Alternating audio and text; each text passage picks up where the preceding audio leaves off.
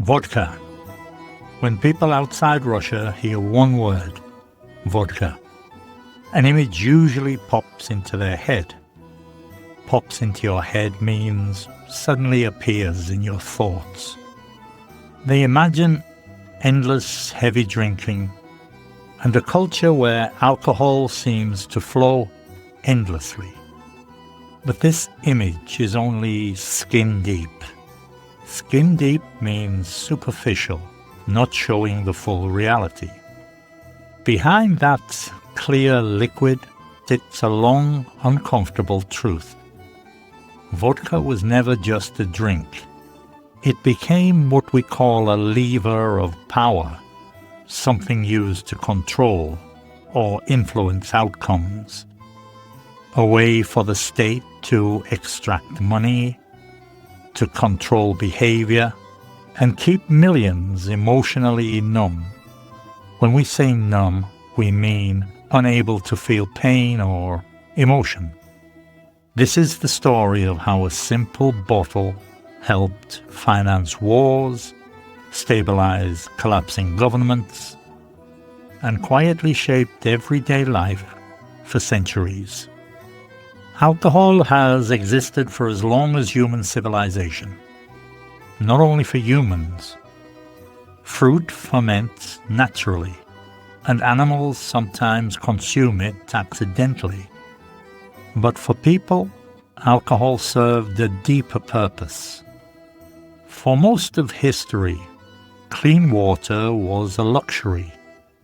A luxury is something rare and not easily accessible. People didn't understand bacteria. They didn't boil water. They had no reliable sanitation. Diseases like cholera, which is a deadly waterborne illness, and dysentery, a severe intestinal infection. Cholera and dysentery were everywhere. So alcoholic drinks, even weak ones, were much safer than water. And as a side effect, they made life feel slightly more bearable. Bearable means tolerable, possible to endure, because death was never far away. Different regions used what they had. Grapes became wine. Grain became beer. Mare's milk became fermented drinks.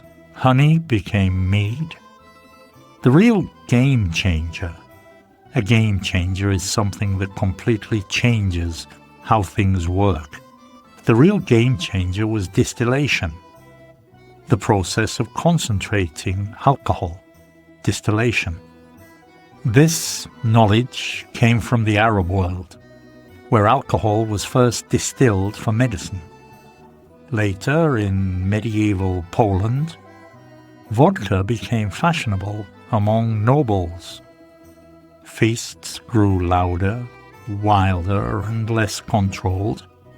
Interestingly, Poland's political decline lined up with this drinking boom. Lined up with means happened at the same time as. Poland's political decline lined up with this drinking boom, and Russia, always watching its neighbors, followed the trend. Once vodka entered Russian society, it spread like wildfire. This means it spread very quickly. It spread like wildfire. Why? Because it was the cheapest escape available. An escape in this context means a way to mentally leave reality. You see, human beings are wired. We are made in a way that we constantly seek novelty. Novelty means new experiences. In prehistoric times, boredom was dangerous. It meant no movements, no hunting, and so no survival. And that ancient fear never disappeared. If you imagine a medieval Russian peasant with no travel, no entertainment, nothing changes day after day, Vodka offered a shift in consciousness. A shift in consciousness is a temporary mental escape. Monotony is boring repetition. City life wasn't much better. Before theatres or parks or media, most people lived in dark, smoky rooms. Entertainment meant disasters, fires or executions. So vodka became emotional anesthesia. Anesthesia is something that blocks pain. People drank to cope with stress and loneliness and trauma and family conflict. Prayer could help, but only if priests were educated and compassionate and trusted. Many of them weren't. Early Russian rulers were what we call cash poor. Means they lacked money. There were few roads, weak trade, limited harvests, and almost no industry. But peasants had one habit they were always willing to spend money on: drinking. And the state soon caught on to this. To catch on to something is to realize or understand it, and the state caught on.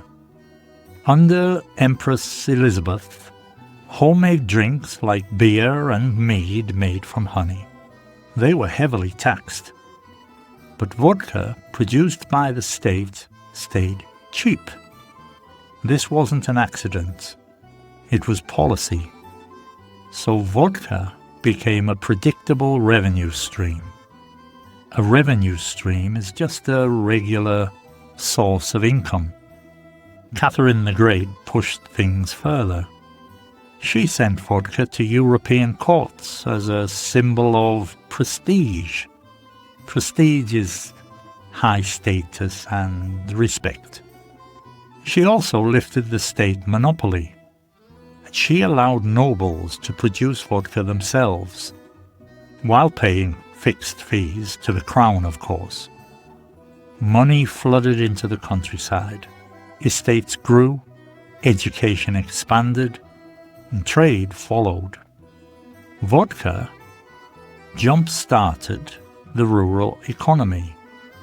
To jump-start is to give sudden energy to something. Vodka jump-started the rural economy in Russia. Eventually, the state wanted full control again. Vodka profits were just too valuable. And by the late 19th century, vodka sales became centralized. Prices were kept low to destroy what we call moonshining. Moonshining is illegal alcohol production. Prices of vodka were kept low to destroy moonshining. And by 1913, vodka made up over 25% of the state budget. And then came World War I. When alcohol was suddenly banned, industries collapsed. People drank all kinds of things like fuel, cologne, and medical alcohol instead. And this revenue vanished. Rail transport collapsed. Officials went unpaid. The state machinery ground to a halt. Ground to a halt means stopped working, stopped functioning. And this financial vacuum actually made the 1917 revolution possible. The Bolsheviks, they hated Tsarist traditions, but they eventually backtracked. Backtrack means to reverse a decision. Without vodka money, the state couldn't survive. Vodka funded industrialization. It became part of soldiers' rations. It acted as courage, warmth, and that psychological escape. After World War II, vodka sales exploded. Refusing a drink became suspicious, and vodka became social currency. Currency is just something used for exchange. Vodka became social currency. By the 1980s, Vodka and oil supported the entire system. When oil prices collapsed and alcohol was restricted, the Soviet Union followed. It collapsed. In the 1990s, vodka sales exploded again, this time as survival income. Women sold bottles outside factories just to eat. Only in the 2000s did vodka's grip begin to loosen. Life improved, entertainment expanded, and hope returned until war returned. Since 2022, vodka consumption has risen again, driven by fear, uncertainty, and anxiety. Because vodka in Russia has never been just a drink. It's always been a mirror on Russian society. The key vocabulary here: phrasal verbs, idioms, and sayings. Phrasal verbs like pop into your head. This means to appear suddenly in your thoughts. Spread like wildfire. Spread very quickly. To catch on is to understand or realize. Line up with, coincide with. Jumpstart, activate or stimulate. Ground to a halt. This is to stop completely. And to backtrack, reverse a decision. Some of the key vocabulary in this episode: a lever of power. This is a tool for control. A revenue stream is a consistent source of income. Monotony is boring repetition. Numb, emotionally or physically unable to feel. Prestige, high status. Monopoly, this is exclusive control of a market. Moonshining, illegal alcohol production. Currency, just something used in exchange. Some of the idioms we use and the sayings: skin deep, superficial. A game changer is something that changes everything. Cash poor, lacking money, lack of money. And bearable means tolerable. And that's everything on this subject: vodka in Russia. Thank you for listening. This is Listen. Don't forget to share and subscribe, and I'll see you in the next episode. Until then, bye-bye for now.